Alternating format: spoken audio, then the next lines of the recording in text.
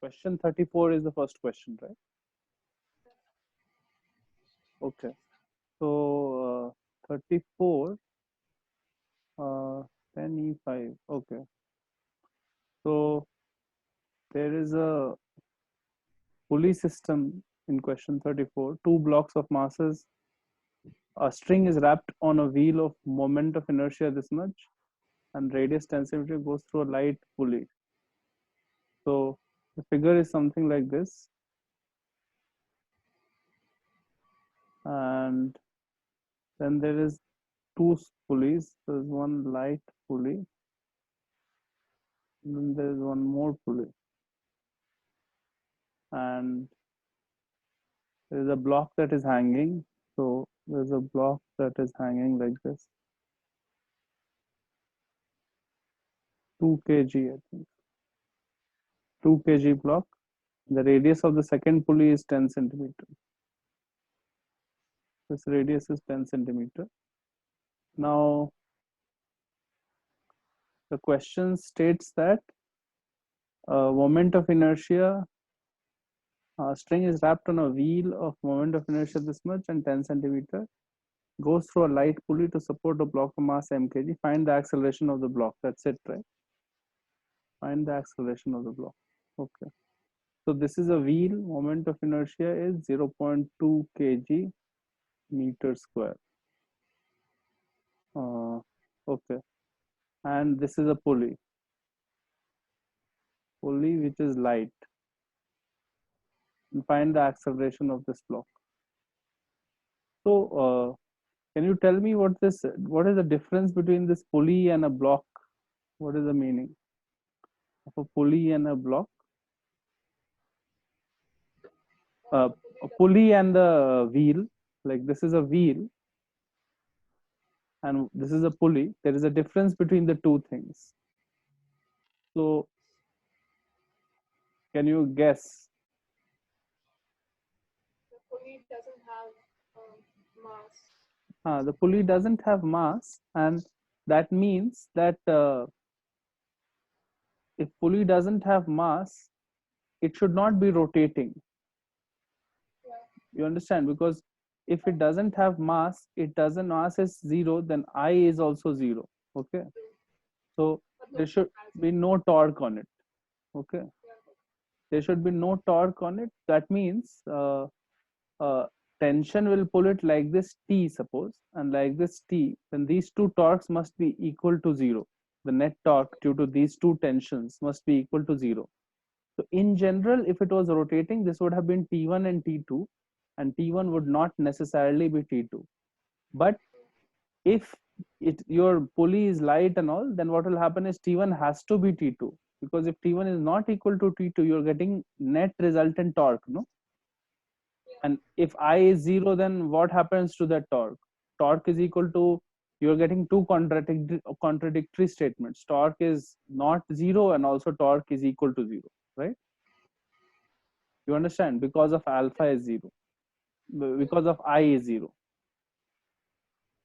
So the light pulley means that this tension is the same as this tension. This tension is same as this tension. Okay. So this tension is here T, and now this tension will pull this block up. So actually, when you put this block, the net acceleration is down. You have to find that value of that acceleration, right? So the free body diagram for the block is 2 kg, and it comes down 2g, and on top is a force T, and it is having a force of acceleration of A, suppose. So your equation becomes something like 2g minus T is equal to 2A. This is one equation. Now, in contrast to the pulley, the wheel here is actually rotating, right? Then only the block can go down, right? Like string cannot appear out of nowhere. So wheel is rotating, right? So now for the wheel, what it does is it creates a torque T into R is equal to I alpha for the wheel. So alpha is clear, it is T into R by I, right? Correct. Now I is known, radius is known, tension is unknown. So alpha is in terms of tension, but you also have a constraint relation. Like if alpha is the angular acceleration here, then tangential acceleration is equal to R into alpha, right? Correct. So tangential acceleration is equal to R into alpha.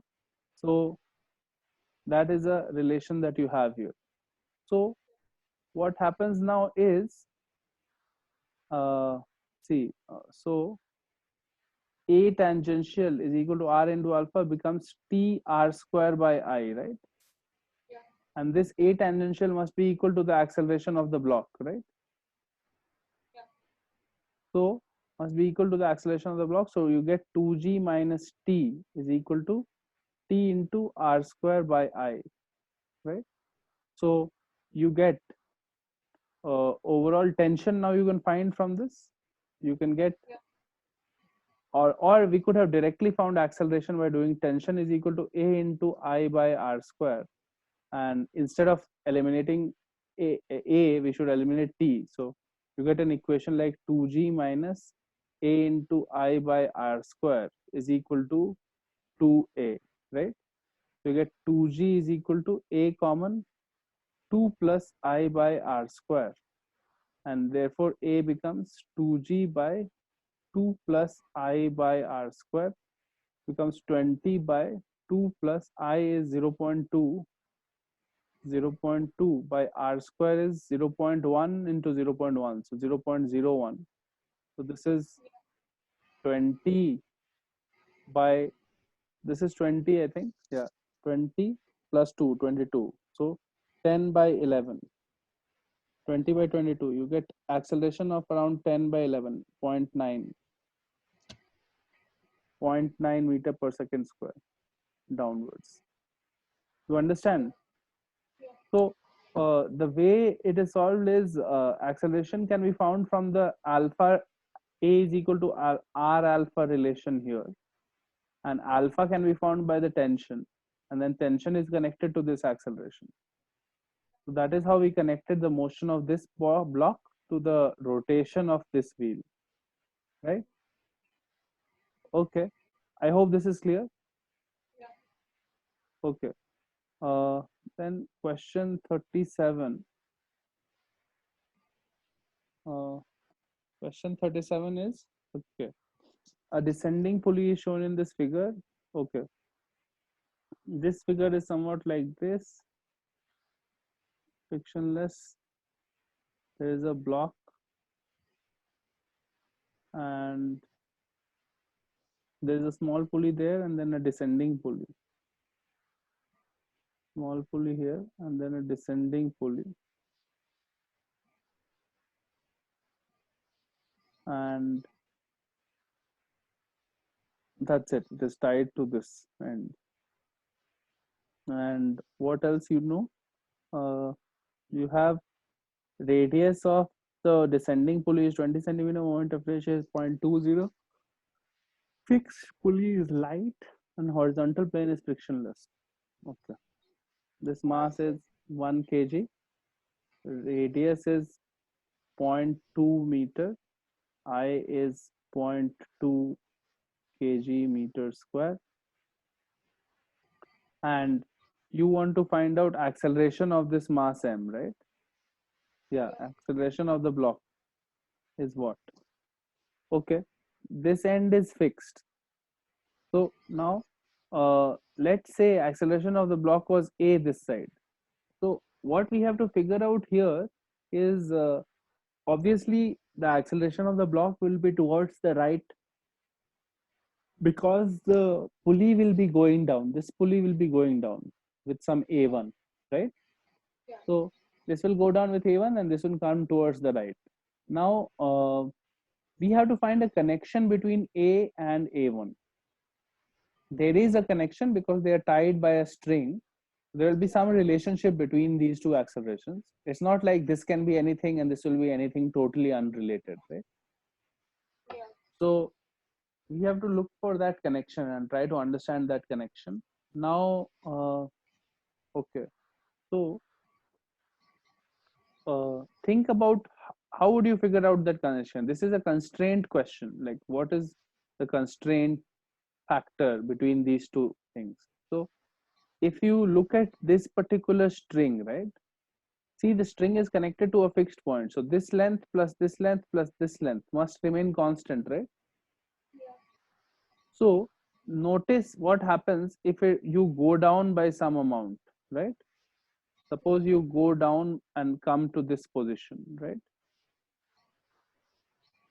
And then you have to come up ahead by some distance and the block will come somewhere here, right? Yeah. So this distance, let's say block comes up ahead by x, and let's say this goes down by y, right? Correct. So uh, in the new position, imagine the block in the new position like this, the dotted lines like this, right? In the new position, this plus this should be same as the original length of the string, no? Yeah. Correct. So think of in the vertical section of the string, how much more string is there than before? In the vertical section, this pulley section of the figure, how much extra string is there now, which was not present earlier? One. Earlier it was this much, right? Yeah. Now it is this big thing. What is the difference between the lengths? Y. 2y, no? The whole thing is Y, right? So 2y, right? So no wait, you're taking the whole thing as Y. I'm Okay, this taking one is Y, then it's 2Y. Yeah. I'm taking this distance as y. Then The yeah, then extra it's 2Y. string will be 2y, no? Yeah. So extra string here is 2y. So that much string must disappear from this side, right? Yeah. So this x is equal to 2y. It has to come up ahead by x is equal to 2y, right? Yeah. You're sure? Yeah. So this is how you are supposed to figure out the constraints. You're supposed to think of if something moves in some direction by x or y, what will be the movement of the other one? And the way you think about it is by thinking of how much extra string appeared in one section and how much should disappear from the other section as a result of that, right? So here x is equal to 2y we get. So if you differentiate this variable, you'll get a is equal to 2a1, right? Though 2 times if you differentiate it, you will get a connection between the acceleration of the two bodies, right? Now, Yeah. once we have got that connection, after that, it is fairly straightforward what to do.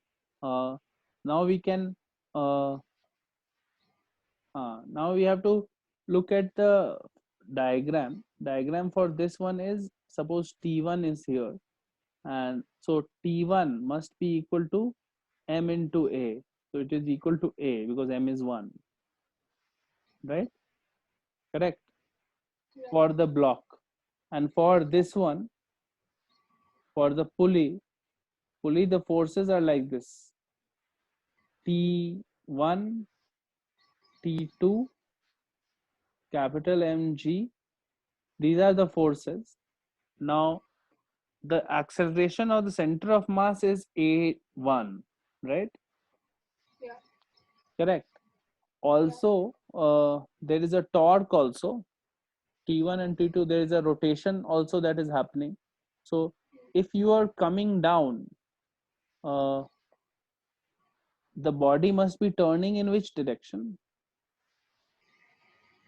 Clockwise. This direction, I think, right? Then only you are pulling it down, no, this pulling it this side, right? Yeah. Yeah. So the wheel has to turn like that to come down, no? Yeah. Makes sense. So that means if you're turning in this direction, that means torque of T2 is greater than the torque of T1. These are opposing torques. Yeah. So you'll have one equation which is T2 into R minus T1 into R is equal to I alpha. right? And one equation which is uh, mg minus t1 minus t2 is equal to m into a1, right? Yeah. Yeah. Okay. So you have these two equations, and now you have to solve for actually a you have to find. So okay, you also have a relation that a1 acceleration of the center of mass will be equal to r into alpha, because if the center of mass is moving at a1 down, the alpha r alpha will be the acceleration of this point on the perimeter, on the point on the circumference, r alpha, right? Yeah. Actually, one second, a is equal to, not a1, a is equal to r alpha, right? A is equal to r alpha, correct? Because if this point of the string is moving at some tangential acceleration, that is the way, that is the reason because of which this is coming ahead, right? Yeah. Right? A is equal to r alpha, and correct, that is what we get. So instead of alpha we can write a by r, I a by r, and instead of a1 we can write a1 is equal to a by 2, so m a by 2, right? Yeah. A1 is equal to a by 2, m a by 2 we get. And okay, and t2 I want to eliminate, so t2 minus t1 is equal to ia by r square, and add the two equations to eliminate t2. So you get mg minus 2t1 is equal to ia by r square plus capital ma by 2, right? Now Yeah. capital M, you can estimate this is a pulley, so you can say I is equal to, it's a disk, it's like a disk, right? So half mr square, half mr square will be I, so M will be 2I by r square, M will be 2I by r square, and ma by 2 will be multiply a by 2, so you get ia by r square, so you get 2ia by r square here, and mg, m is I, m is 2I by r square, 2I by r square into g, minus 2 t1 is a. Basically I'm solving in one step, so don't worry about it, you can do it slowly and get the answer. 2I by g r square is equal to 2I by r square plus 2 into a. We'll get a as 2I by g r square by 2I by r square plus 2. You can find the answer now. What is important to note here is that T1 and T2 will be different on both sides because the wheel has to turn now, right? If the wheel does not turn, then also you could have had a block coming ahead, but it is not necessary. In general, why will the wheel not turn, right? The wheel has moment of inertia is given and radius is given. That means the question is sort of hinting that you have to account for the rotation of the wheel. Okay, so rotation of the wheel will happen only when t1 and t2 are different. So the problem is that now there are too many variables. Wheel will turn, t1 t2 are different, alpha is there, acceleration, angular acceleration of the wheel, and a1 is there. So a1 is there, which is downward acceleration of the center of mass. So now one equation you get for center of mass, this one equation you get for the torque, and then t1 is equal to ma, t1 is equal to ma, so that also you get. And Yeah. yeah, a, so three equations you have, and fourth relation is a is equal to r alpha. So four equations you have now. A is equal to r alpha, why did I say? Because if this is coming this side, it is because this particular point on the wheel is turning, right? Yeah.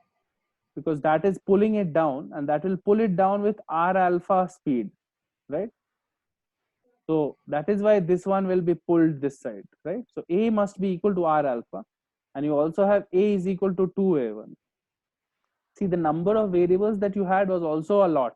T1, T2, alpha, A1, A. 5 variables. So you have 5 equations. 2 here, 2 here, and 1 here. 5 equations, 5 variables. You have to eliminate. I mean, it's very easy to eliminate most of them. T1 is equal to just A. I have just done that only.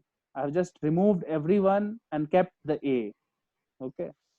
And once you simplify it, you'll get the answer. You can check the values and all, it will come. You understand? Yeah. Okay. Let's move ahead. I'm moving ahead a little fast because I want to start that optics thing. You have some optics test coming up. Yeah. How much have they done in school? In class? Um, they finished like until like Mm-hmm. they started the lenses part. Okay. Started the lenses part. Yeah, like they started the Uh, what's it, the diagrams and stuff. what exactly? The ray diagrams. Ray diagrams. Okay. Okay. So what I will do is I'll quickly do the doubt. So which one is the next one? Question number? 40. Question 40. Uh, okay. Question number 40. A uniform meter stick is suspended from the ceiling through two vertical strings of equal length fixed at the ends. A small object of mass 20 gram is placed on the ends. Is placed at the stick at a distance 70 centimeter from the left end. Okay. Okay. So a uniform meter stick, that means it has a length of 1 meter, and it is suspended by strings which are fixed at the ends, right? Strings are fixed at the ends. Now, uh, two vertical strings of equal length. Okay. A small object of mass 20 gram is placed on the stick at a distance 70 centimeter from the left end. Okay. Uh, 70 centimeter from the left end is somewhere here. A 20-gram object is placed here. Okay. And you also have uniform meter stick has mass 200 grams. So the mass of this is 200 grams. 200 grams. So mg force is this mg, and this is m dash, suppose 20 grams at 70 centimeter mark. You have to find tension in the string T1 and T2. Right, this is fairly straightforward. So tell me why you did not get this. What is the problem here? Tell me. Wait, can I just tell you what I think we have to do? Yeah, yeah. So Tell you me. take the moment of inertia of the, I mean, sorry, you take the downward force, Mm-hmm. uh, which is the torque, which is I alpha. So that'll be like, um, No. then you Uh, take First, the why down. will torque be I alpha? It'll be Is the rod, the uniform meter stick rotating? no, So it is in equilibrium, no, right now. yeah, So total torque has to be zero, no? Because alpha is going to be zero, right? right, So actually, this is a case when it is balanced. Like torque has to be balanced somehow, right? So don't say it is equal to I alpha here because it's not actually rotating. So now what? Now think about it and tell me what to do. you just take like the downward forces, which is Uh-huh. mg. There's gonna be Two different mg's. So mg plus mg should be equal to T1 plus T2. That is one equation which is obvious. Yeah. See, total forces are also balanced. Otherwise, the stick will start falling down or something, right? Total forces are balanced. Now, torques are also equal, no? Yeah. Because otherwise the string would rotate, the Rotate. rod would rotate. So Yeah. torques are also equal. So how will you find torque? What will you write for that? You You have can to use take the F uh, into Y. which one? What one? The thing, the small spherical object is located on the 70 centimeter from the left and right. So, Small spherical object is located at that point. Yeah, correct. So not spherical. like So, it doesn't matter what the shape of the object is. so you have to do, I think, like F into R, like, Hmm. which is arc, is gonna be, um, Wait, don't do the calculations. Tell me what is the logic and how would you do it? What do you have to do? F into R. So what?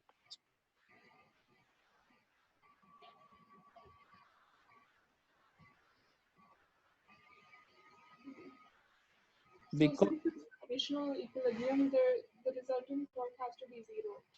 correct. A So, resultant torque about which point? Resultant torque, always torque is calculated about a point, no, about some axis, from the center mass. from actually from any point, no, Mhm. because is it going to happen that torque will be there about some other point? If torque is there for some about some other point, then the body will start rotating, no, but it is not actually rotating here, right? It will be hanging properly horizontally, right? Yeah. So if it is not rotating about any axis, then torque about any axis or any point is zero, right? Right. So in general, you can take torque about left end or right end or center of mass or any point. Any other point also is fine. Torque about all these points is zero because it is in balanced state. Yeah. So let's take torque about this left end point. Let's take that 70 centimeter is this. This must be 50 centimeter. So what is the torque? Tell me. It's, into R. Just the expression I want. Capital MG Hmm. into 50 plus uh, 70 into small mg. And 70 into small mg. anything else?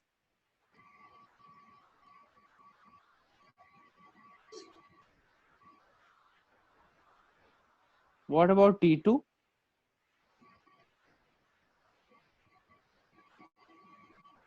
All right. What's the total? Again? So what will be the torque due to T2?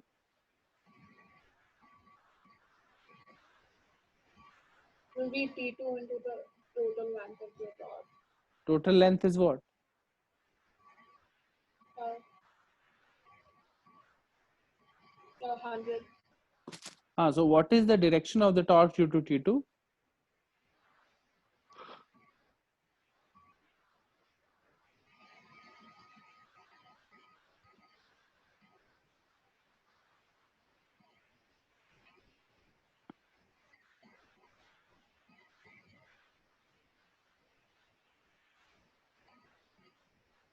Will be, I think it will be anti-clockwise. It will be what? Anti-clockwise. So what will you write here? Plus or minus? Minus. Minus T2 into 1 and should be is equal to 0. Yeah. Total torque must be equal to 0, right? Yeah. So clearly T2 will be equal to mg into by 2 plus 7 mg by 10. Capital M is 200. So 200 or 1 by 5 kilos basically. So 1 by 5 into 10, 2 by 2 plus 7 into 20 by 1000 into 10 and by 10. This becomes 14 by 100. So 0.14. So this is T2 is equal to 1.14 Newton, right? So T1 must be equal to mg plus mg minus T2. So that is equal to capital Mg is 200. So 1 by 5 into 10 plus 20 by 1000 into 10 minus T2, which is 1.14 Newton. So that becomes 1 by 5. And this is 2. 2.2 minus 1.14 is equal to 1.06 Newton. You understand? The torques are different, the tensions are coming different, Yeah. and the tension in this one is slightly more than tension in this because 20 gram is closer to this end. Yeah. You understand? Yeah. The tension has to be more on that side. Yeah. The way we got it is important. It is important to realize why you took torques and all, and which points you can take torques about. You could have done the same question in a different way by taking torque about this point. Torque about this point would be T1 into 50 minus T2 into 50 uh, minus small mg into 20 is equal to 0, right? Yeah. That would also have given you the answer. But we took torque about any point is fine because it's not really rotating. And once we took torques, we equated the total torque to be 0 and the total force to be 0. And that gives us the answer. Okay. Yeah. Next one, which one is it?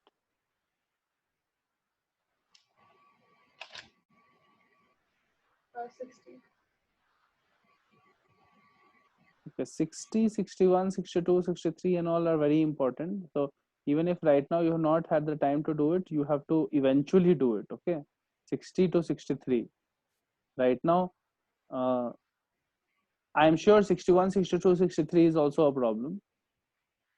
So, so right now, it's okay. It's okay to have these questions as problems. And once you have figured out, I will show you how to do 60.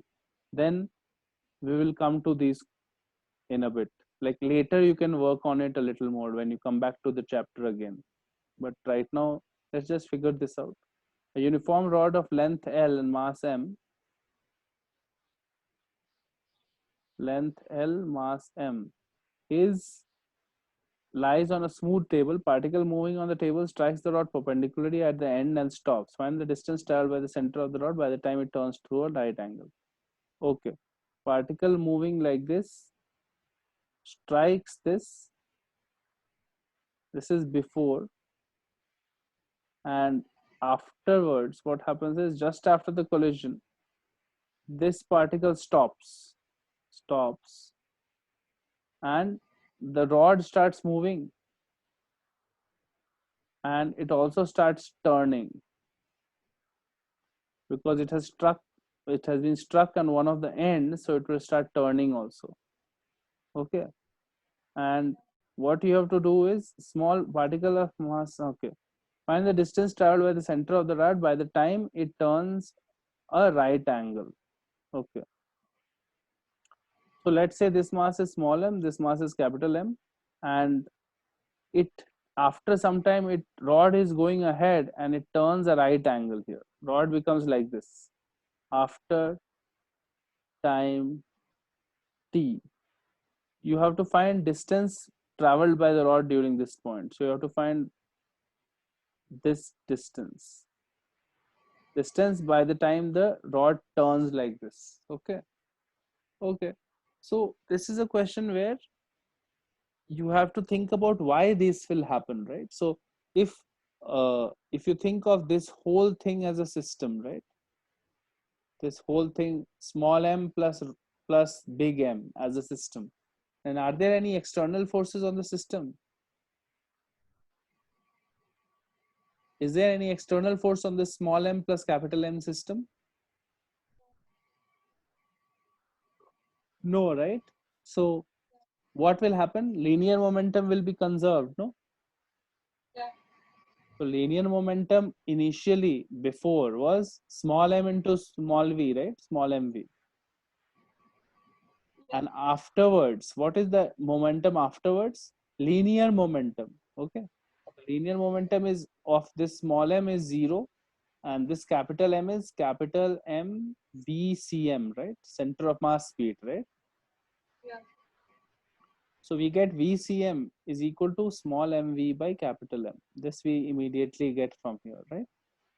Yeah. Correct. So now we also need to get your angular speed, because angular speed will decide how much, how fast will the rod turn, right? How great an angular speed it got because of this collision. So that will only be decided by the angular momentum. You can do it by angular momentum conservation, right? There is no other way to do it. You understand?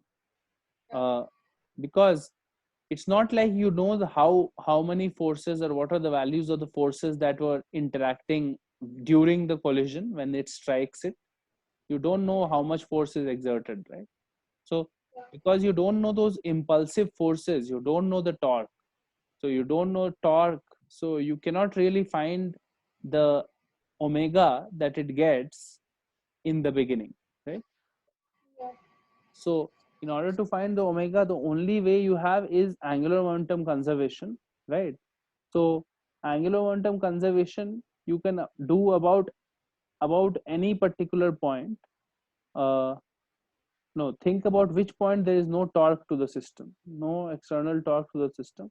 Okay, in this case, if you take the whole system as this plus this, there is no external force, only all the forces are internal, right? Yeah. So there is no external torque to the system. So any point on this system, it's fine. Any point here we can choose and we can take torque about that point. Okay, so Okay. let we can take angular momentum about that point, right? Yeah. What I'm saying is no external torque to system. So so so angular momentum Li will be equal to Lf, but Li and Lf are generally calculated for specific points, right? Through some specific axis. But in this case, any point is fine. You can calculate Li and Lf can be seen from any point, Right. because all of those points, for all of those points, all the torques are still internal, right? Internal to the system. So I will take some nice point. Let's take center of mass.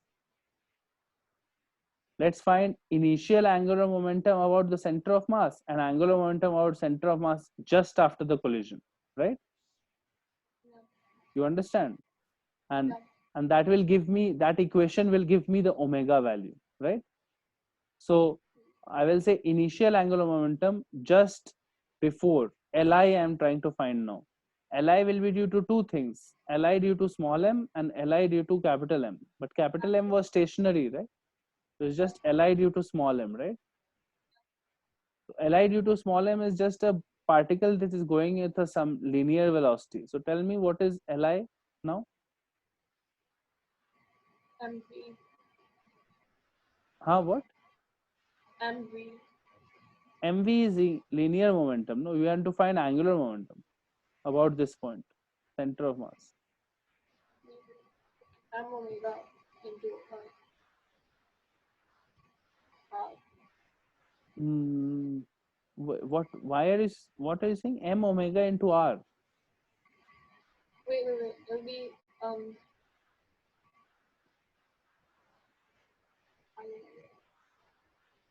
What is the definition of angular momentum? How? First thing that we learned in angular momentum was what? What is the definition? R into MV. R into MV. mv. Uh, Basically, we saw that L was equal to R cross P, right? Yeah.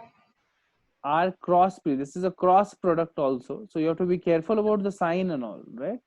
You don't have to, it's not just a simple multiplication of vectors without any sign, right? So, Yeah. so what is the body? This body is moving. And what is the R vector? This vector. And P vector is this vector. Are you sure about the R and the P? Yeah. When a particle is moving, R used to be from the origin to the particle, no? Mm. Yeah. In the derivation, R was from the origin to the particle. So our point where from which we have to calculate the angular momentum is this point. So R will be from this point to the particle. So particle, let's say particle is very close to this. So R will be like this, P will be like this. So I will say it will be equal to R is, what is the length here? L by 2. L by 2. So minus L by 2 J cap is R cross, because J cap, because you can say that X and Y can be made like this, and this is Y and this is X. So R is in the minus L by 2 J, right? Right? Yeah. Yeah. And P momentum vector for the particle is M into V I cap, right? Right? Mm. Momentum Mm. is in the I cap direction. So you get Yeah. J cross I is equal to minus K. So it becomes MVL by 2 K, Yeah. because minus K and minus, right? Yeah. This Yeah. is initial angular momentum. What is the final angular momentum? Final angular momentum will be just after the collision. This particle is at rest, right? So now, same point, center of mass. You cannot say initial from some other point and final through some other point, right? So Mm. final momentum also is about the same point, but this is now at rest. So no momentum due to small m, right? No. That doesn't contribute any angular momentum, right? No. No. So now, if you are at center of mass acquired a velocity vcm and an angular velocity omega, right? So Yeah. angular momentum of center of mass will be, now I. from the point of center of mass, the vcm does not contribute anything, no? I omega. It will just be icm omega, right? Yeah. It is pure rotation from this point, no? Yeah. If you're standing near the center, then it looks like pure rotation and all. There's no issue of translationary component, right? Yeah. So I Yeah. omega about the center is ml square by 12 into omega. What is I about the center of a rod? Perpendicular axis about the center of the rod? ML square by 12. ml square by 12. So this is your final angular momentum. This is also in k cap direction. Why? Because notice that if it's a purely rotating body, L is equal to I omega tells that the direction of L and the direction of omega are the same, right? Correct. Yeah. If L is equal to I omega, Yeah. then L vector will be same as omega vector, no? So omega, if is anti-clockwise, that means direction associated with the anti-clockwise is plus k. Yeah. Angular velocities can have two directions, coming out of the plane of the paper and going into the plane of the paper. Those are the only two possible directions for it. Yeah. Okay. So now, in this case, you get it is anti-clockwise. So you can do your right hand rule. Curl your fingers like this. Your thumb is pointing outward, right? So Yeah. direction of omega is up, outward through the plane of the screen towards you. So Yeah. therefore direction of angular momentum is also outward coming out towards you. Right. Okay. So that is k, right? Because your general ijk is like this. I, Yeah. j and k is coming out, right? So notice that our both our answers matched, in at least in direction. Both the angular momentums matched, initial one and final one. If it was k and minus k, we would have a problem. That means we have made some mistake. Okay. Yeah. So then ml cancels. So L is left here and we get 6 here. So we get omega is equal to 6v by L, right? Yeah. Omega we get as 6v by L, and VCM we have already gotten, right? So Yeah. this is the velocity that the thing gets, the rod gets, right? So I'll just summarize on the next page. So this is the situation earlier. Small m was coming like this, and it struck it capital M L, and later what happened was this started moving with some VCM and an omega. VCM is equal to small mv by capital M, and omega came as 6v by L, right? And this particle was at rest. V final is equal to 0, right? Yeah. This is the situation. So now the time taken for the rod to turn, time taken for the rod to turn 90-degree angles, right? Correct. Yeah. It is going to be a constant speed of omega for the rod. So it will just be pi by 2 by omega, no? The angle it has to turn by the angular speed. Yeah.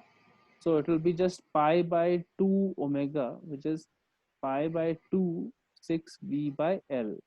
So time is pi L by 12v, right? Correct.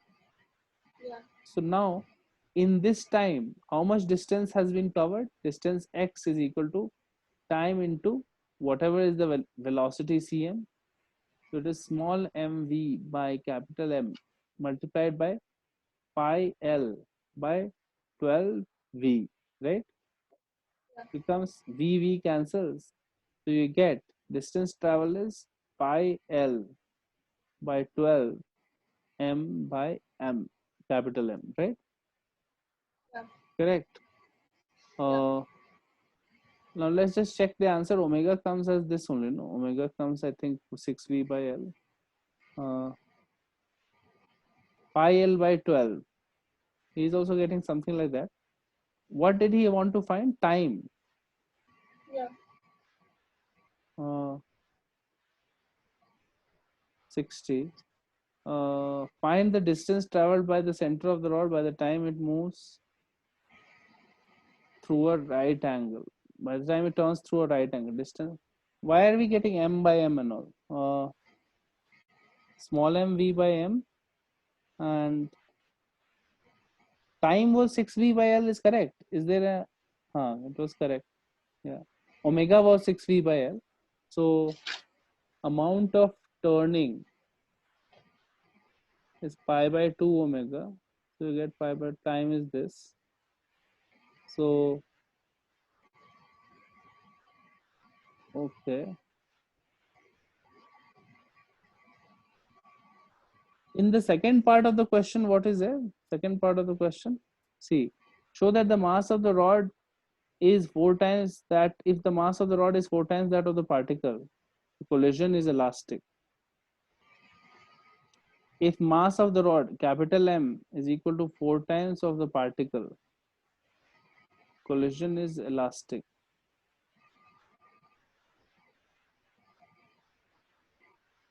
Uh, Basically, maybe you have to prove that kinetic energy is conserved. Correct, that is fine. So we can say that uh,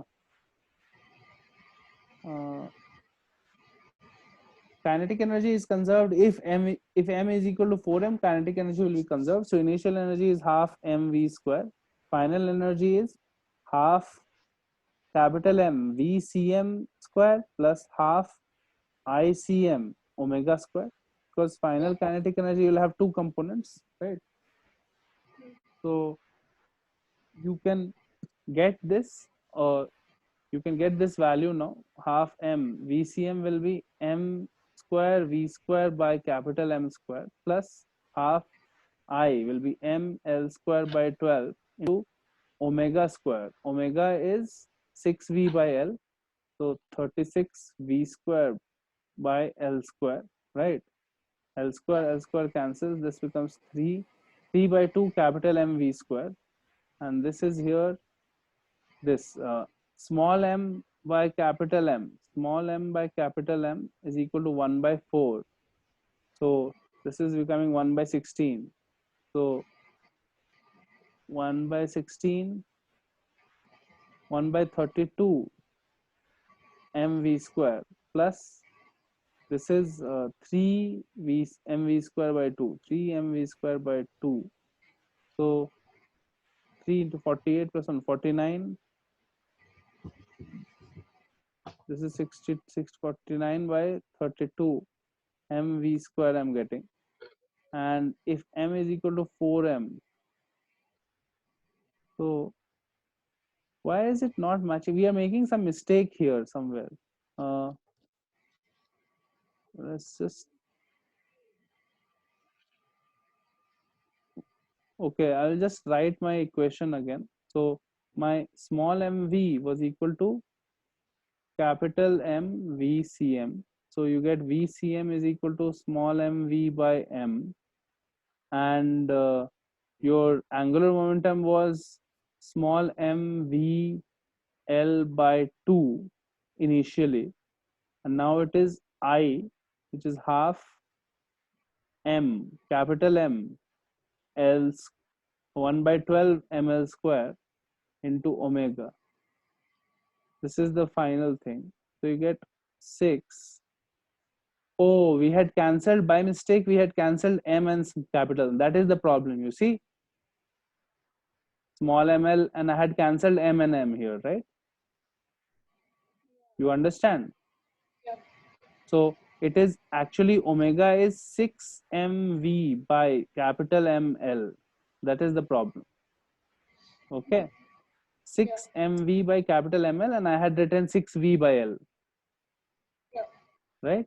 So now now it will come right. Everything will be fine now. So pi by 2 is the angle it turns, divided by omega is the time. So 6 mv by capital ML. Now it becomes pi ml by 12 small mv. This is the time. Okay.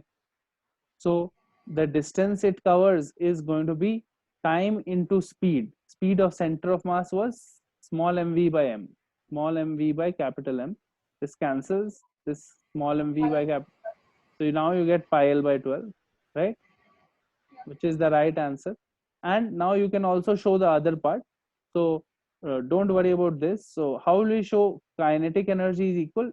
You can do it like this, it will come correctly. You can also do it in a smarter way by saying that at this point P, right, velocity of separation should be same as velocity of approach, no, for elastic collision. So what is the velocity of approach here? Velocity of approach was v, right? And velocity of separation you have to figure out. So separation velocity will depend on, this becomes at 0, so it depends on velocity of this point after the collision, right? Yeah. So velocity of this point after the collision is vcm plus omega into L by 2, right? Vcm is the center of mass velocity, so that comes on all the points, right? Yeah. And omega into L by 2. Omega into L by 2 is the turning effect, right? Yeah. So VCM was small m v by capital M plus omega was 6 mv, 6 mv, 6 mv by capital ML into L by 2. So it becomes 3 mv by capital M. So total is 4 mv by capital M, right? Yeah. Correct. So Yeah. now the separation velocity is therefore 4 mv by capital M minus 0, no? Yeah. Because this is 0, right? Yeah. So 4 mv by capital M is velocity of separation, velocity of approach is v. V, if you equate it, you get capital M is equal to 4m. Yeah. Then only velocity of separation is equal to velocity of approach. Yeah. So that is why elastic collision happens at that moment, right? I hope this is clear. I will just summarize what happened. So whenever you have a system where something is coming and striking and whatnot, right? Two bodies are interacting, right? Two bodies are interacting. You can take the whole thing as a system, okay? You can take the whole thing as a system and say no net external forces are acting except these internal forces, right? So Yeah. then one thing that will happen is momentum conservation, linear momentum. linear momentum conservation will happen. That means you can say something like this: small mv1 plus capital mv2 should be equal to small mv2 or small mv1 dash plus capital mv2 dash, right? Something like this you can say, right?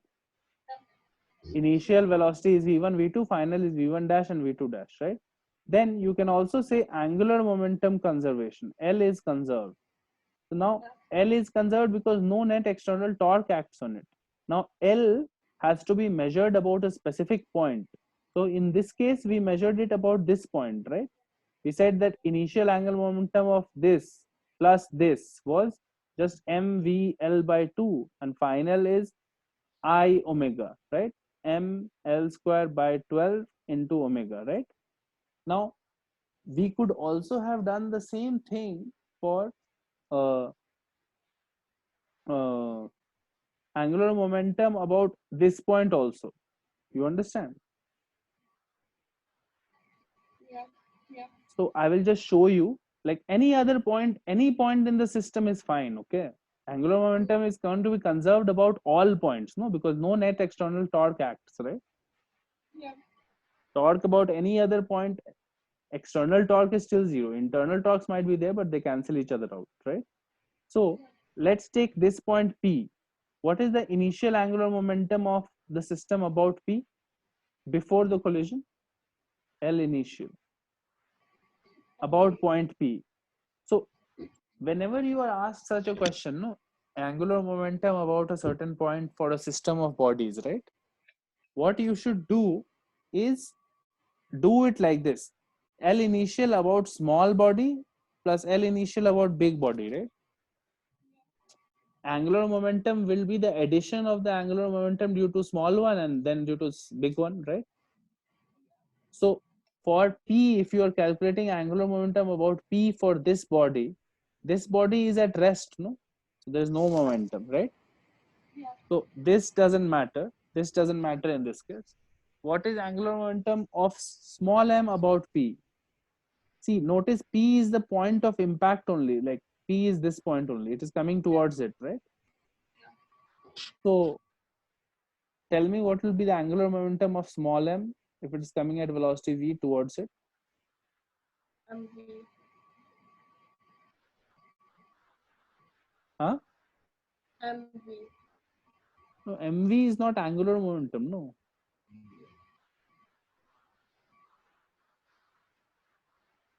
Yeah. R into R cross B. I want the value of it. What will be the value in this case? L What by is 2. r? L by 2. You're not understanding. Like you don't Like understand angular momentum calculations. That means no, the distance between P and M, right? correct. But see, earlier when we were taking about this point, it was r vector was like this and v vector was like this, right? Yeah. Now if you are taking about this point, r vector will be like this and v vector will be like this, right? Yeah. And you have to take cross product. What will it be?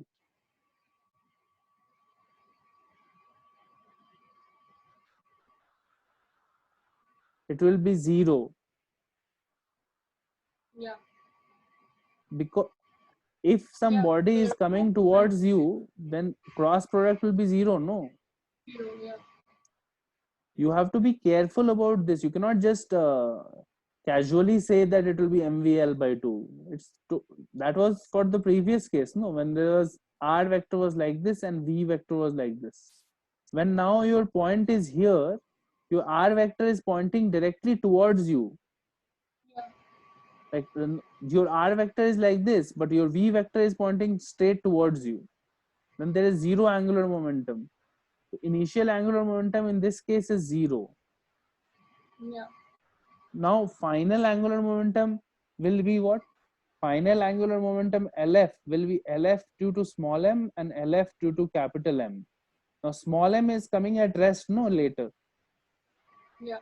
So that part doesn't bother us. So LF due to capital M you have to find. So about point P. So about the lowermost point,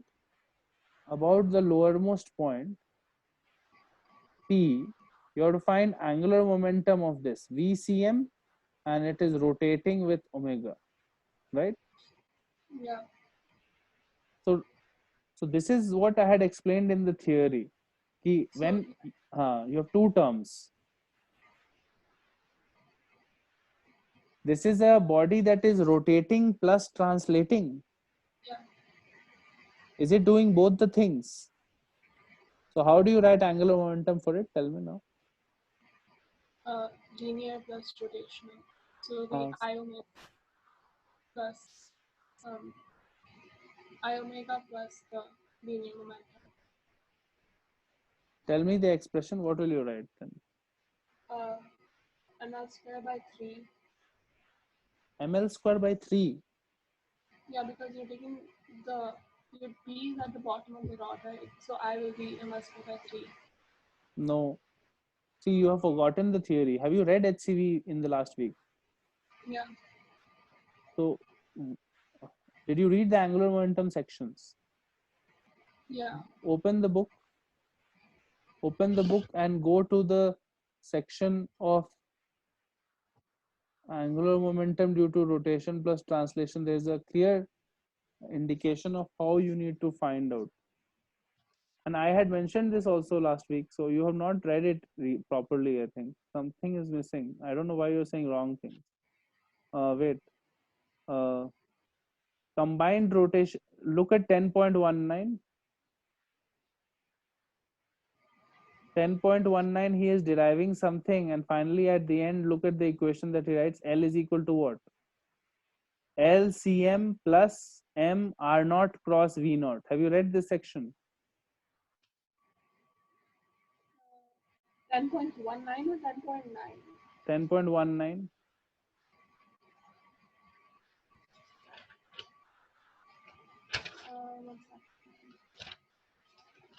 Look at the last line of the derivation, or last paragraph you can read.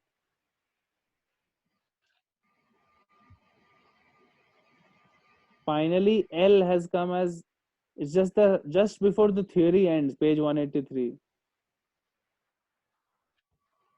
L will become LCM plus M R naught cross V naught. Yeah.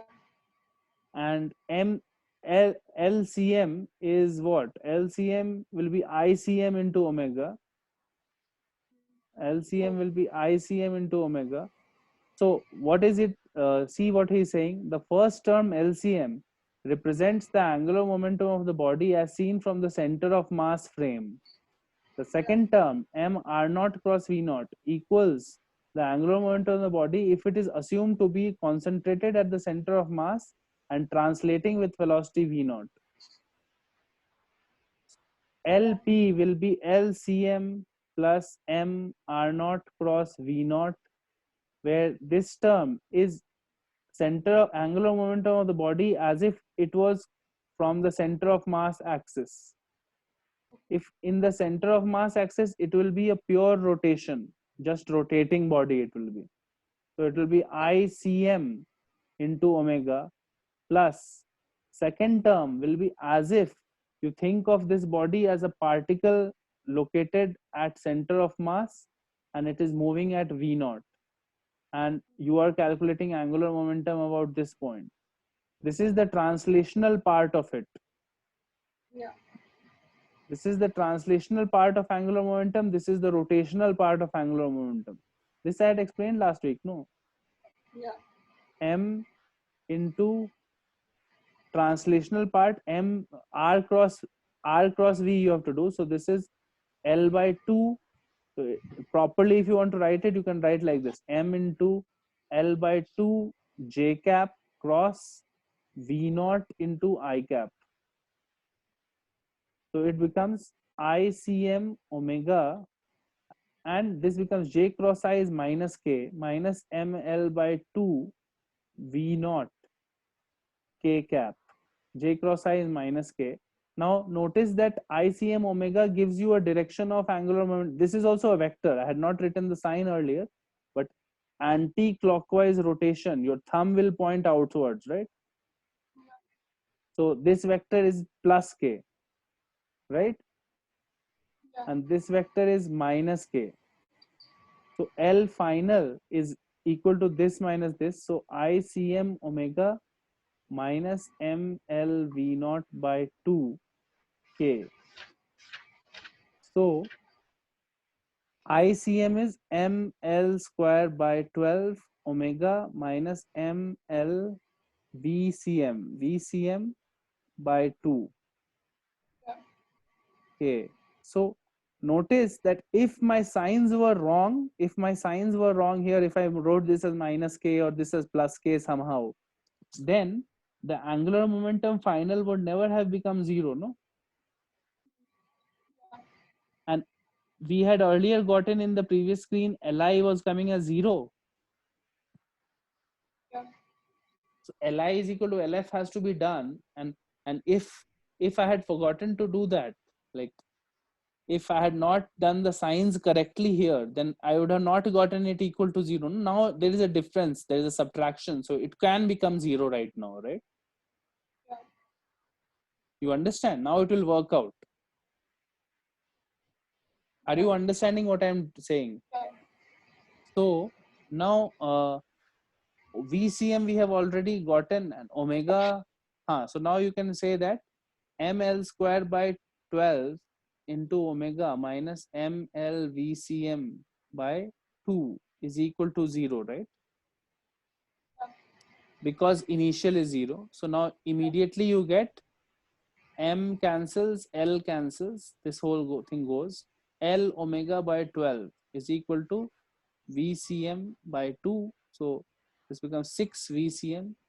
So omega is equal to 6 VCM by L, which is equal to 6 MV by ML. You get the same answer as we got in the previous case, right? Yeah.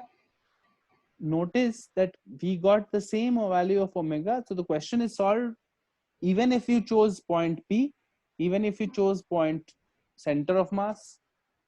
But the question was solved in slightly different ways. In when you chose center of mass, you had initial angular momentum also and final angular momentum also.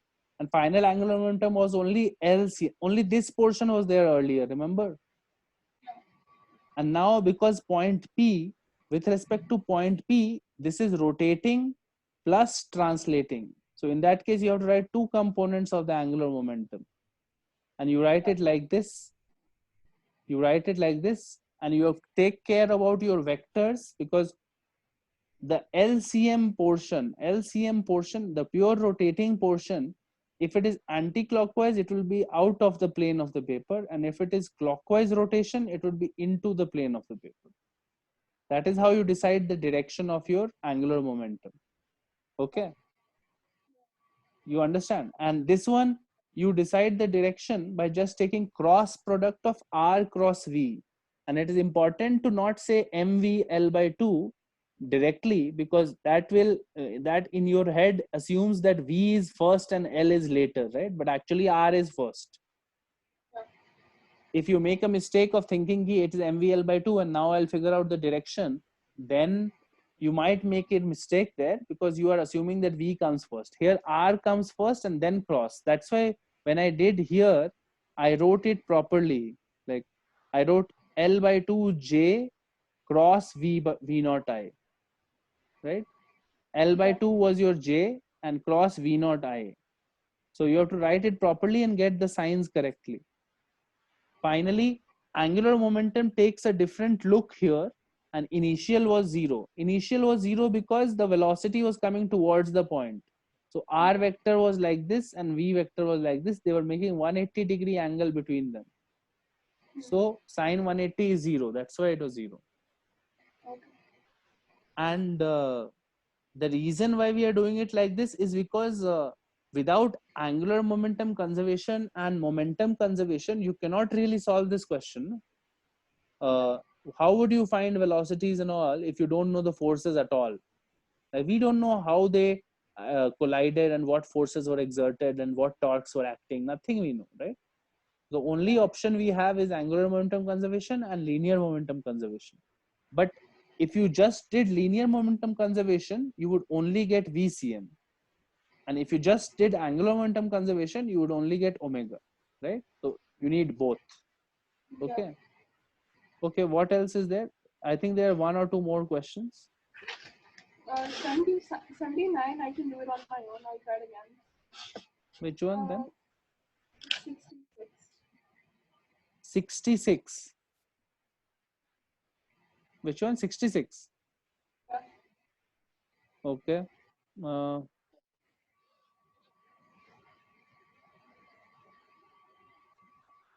1 second.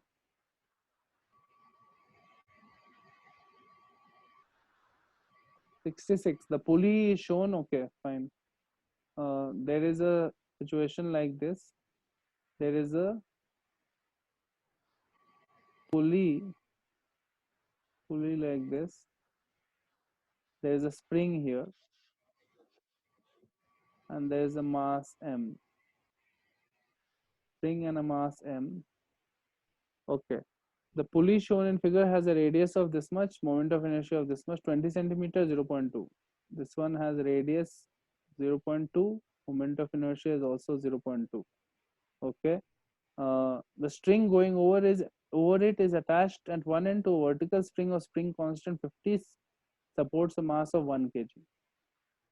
Spring constant is K is equal to 50 Newton per meter, mass is equal to 1 kg, vertical spring like this. Yeah. Okay. The system is released from rest with the spring at its natural length. Okay. Right now, spring is at natural length. Spring is at natural length and system is released from rest. Released from rest. Find the speed of the block. Find the speed of the block when it has descended through 10 centimeter. If it falls down through 10 centimeter, this distance is. Find the speed of the block. V is equal to what? Okay. Okay.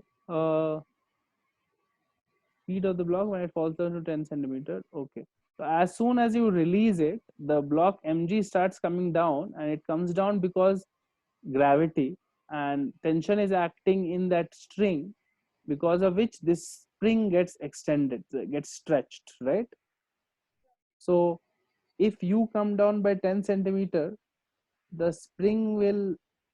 Okay, now the problem is that T1 and T2 are not the same, because this will also rotate, no, pulley.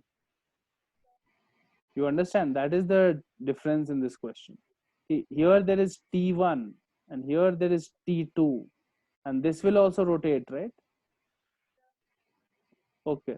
So what we need to do is work energy theorem. Work energy theorem, because finally you have come down by 10 centimeter, you need the velocity, right? So might as well do work energy theorem. So okay, so let's figure out the total work done on the system. Total work done on the system will be work done by gravity plus work done by spring plus work done by tension and all, right? These are the forces that are there: work done by gravity, spring, and work done by tension. Okay. Okay. Is equal to change in kinetic energy of the system, right? Change in kinetic energy of the system. So change in kinetic energy is the system means kinetic energy final minus kinetic energy initial, right? Okay. This is the statement of work energy theorem. Ki all the work done by all the forces should be the change in kinetic energy, right? So now let's figure. See, work done by gravity is easy to do. That's not a problem for us, right? Because it has fallen down some distance, right? Work done by spring is also easy to fix. It has been stretched by some distance, right? Right. So these are all easy stuff. Work done by tension, let's worry about first. Tension also does some work. No, T1 will do some work.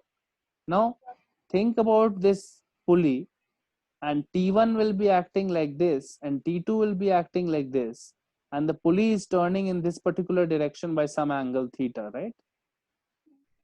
Right? Because the small m is falling down, right? Correct.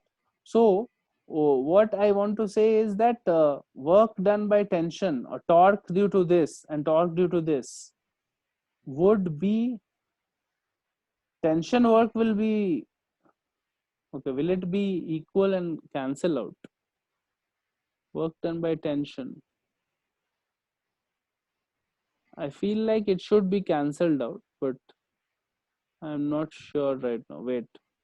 Uh, oh, work done by tension is done on multiple places, right? So tension also does some work on the mg.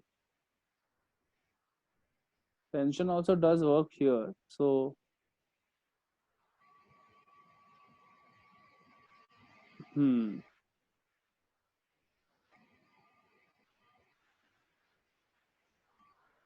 okay.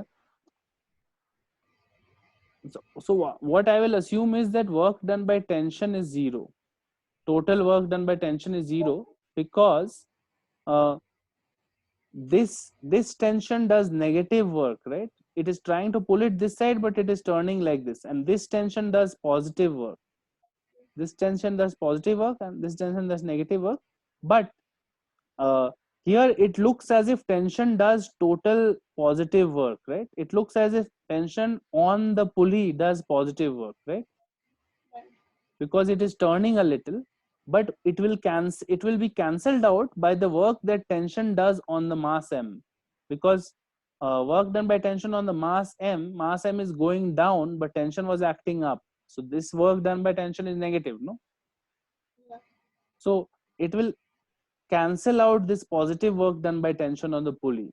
So uh, I'm not going to worry about this tension work right now, okay? Because I have a feeling that it gets cancelled out.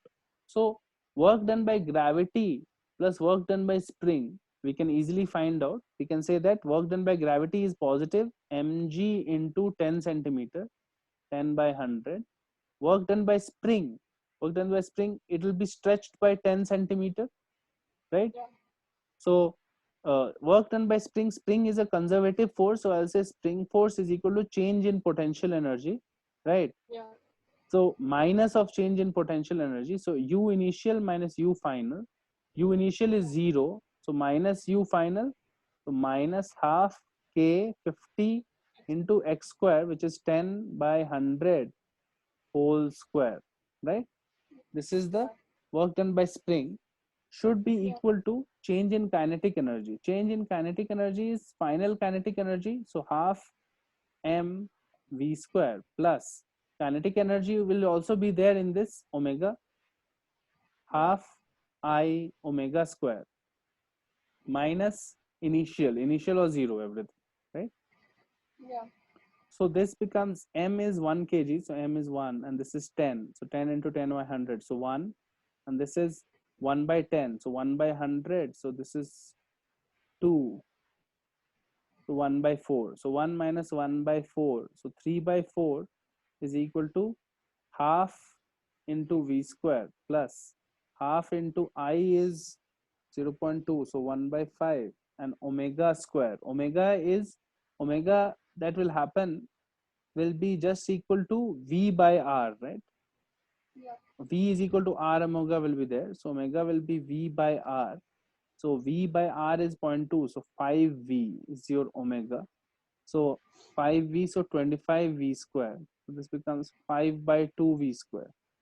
5 by 2v square and plus v square by 2. So 6v square by 3v square. So therefore v square is coming as 1 by 4. So v is coming as 1 by 2. So my velocity is 0.5 meter per second is coming. So let's just check the answer. 66, is it 0.5? Yeah, for 0.5, right? So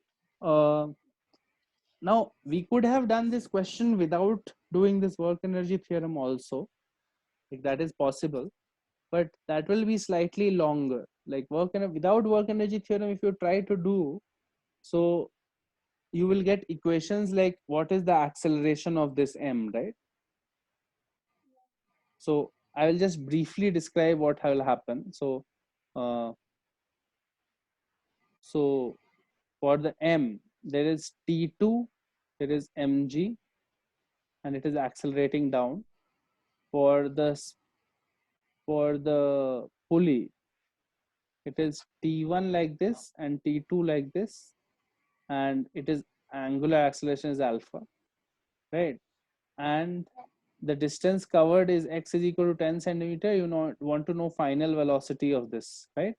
And the spring is going to be stretched, and extension in the spring will be t1 is equal to kx, right? So Yeah. if you go down by x, your t1 will be kx always. So t1 will be kx. Now your equations are going to become mg minus t2 is equal to m into a. That is the first equation, right? Then you have t2 minus t1 into r, that is the torque, is equal to I into alpha. That is the second equation. You have t1 is equal to kx, that is third equation. You also have a is equal to r into alpha, that is the fourth constraint equation, because this point's acceleration is r alpha, right? And this one was going down, right? That is the fourth equation, right? Now anything else? I don't think there is anything else. No. Now your job is to find velocity when you have traveled the distance x, right? So first of all, t1 is equal to kx means t1 is gone from this. So my equations, I will use this up.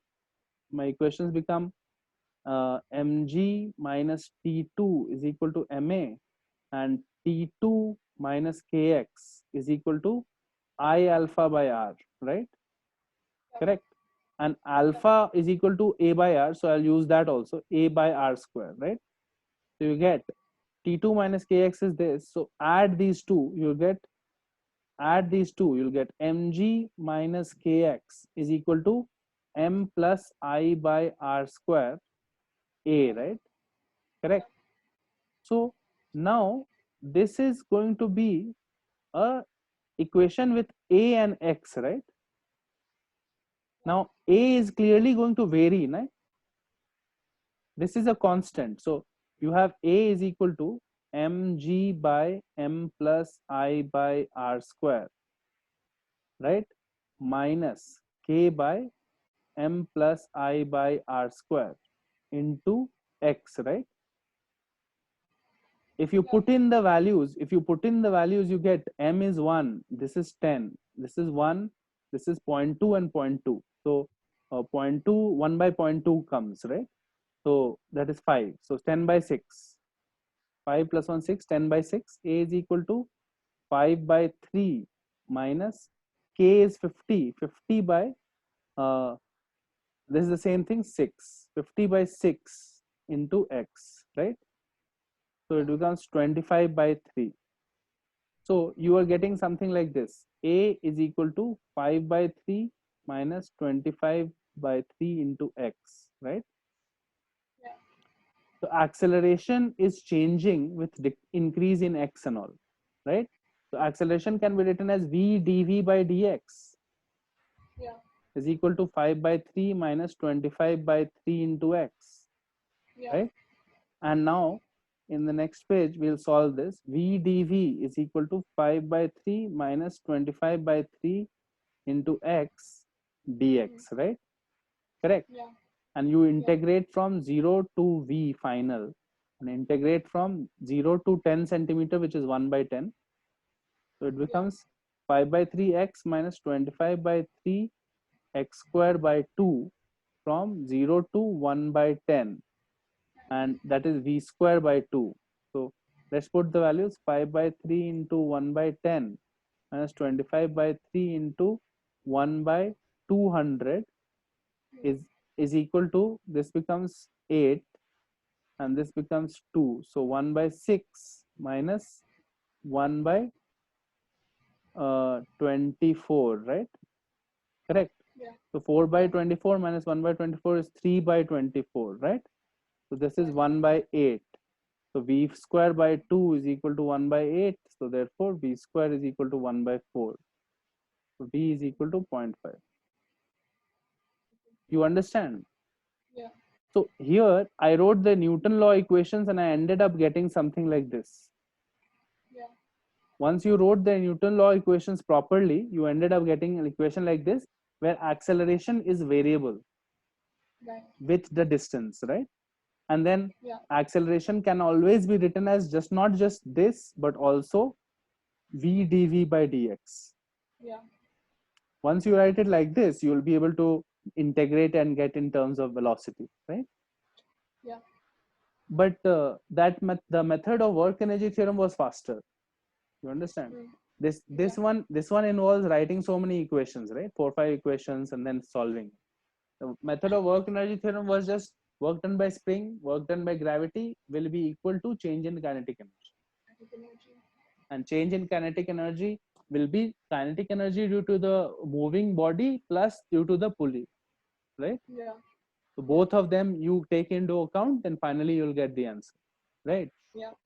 Yeah. Okay, so optics will start in the next class. Next class we'll start optics, but right now make sure that you go back. Please at least do the examples, okay? Do the examples. HCV, all the examples are absolutely necessary for at least NEET. Like if you're preparing for NEET, all the examples you need to know, okay? Okay. Even if you don't solve the difficult problems in the exercise, the entire exercise you don't need to solve, but at least the examples, concepts, and basic, like writing angular momentum in different moving bodies, no, that you need to be able to write correctly, okay? Because Yeah. some conceptual questions can come where they will ask you what is the angular momentum. They'll just give a figure and ask angular momentum about particular point. So Okay. that is just a check of whether you understood the theory or not. So that NEET can definitely ask you. It might not ask you questions like 60 or 61, 60, 61, 62. You can skip those questions if you want, but you cannot skip the understanding that is needed to write angular momentum in different cases, right? Yeah. You cannot skip that. That is important. So make sure that, like, being able to balance torques, if it is equilibrium, being able to balance torques, being able to write angular momentums, these are the things that are new in this chapter. So Yeah. before you move ahead, or even if you move ahead right now, you have to keep revising it and making sure that you know those basics very well, okay? Like rotation is a chapter that is quite tough, but it's also independent of the other chapters, in the sense that the ideas in rotation don't come many times in physics again and again. So it's not like this chapter is going to bother you so much. There will be not so many questions from here, but once we have spent this much time, that you better make use of it, and you understand it, and you can solve basic questions on it. That will be the good outcome of this, right? So Yeah. make sure that you revise your HCV examples. That is the bare minimum. Doing all the examples is the bare minimum. Okay. Next class we'll start optics. Okay. Yeah. Be prepared. We'll start with the geometrical optics part, the basics of refraction, reflection, and all of that. Lens, mirror. Okay. Yeah. Okay. That's it for today.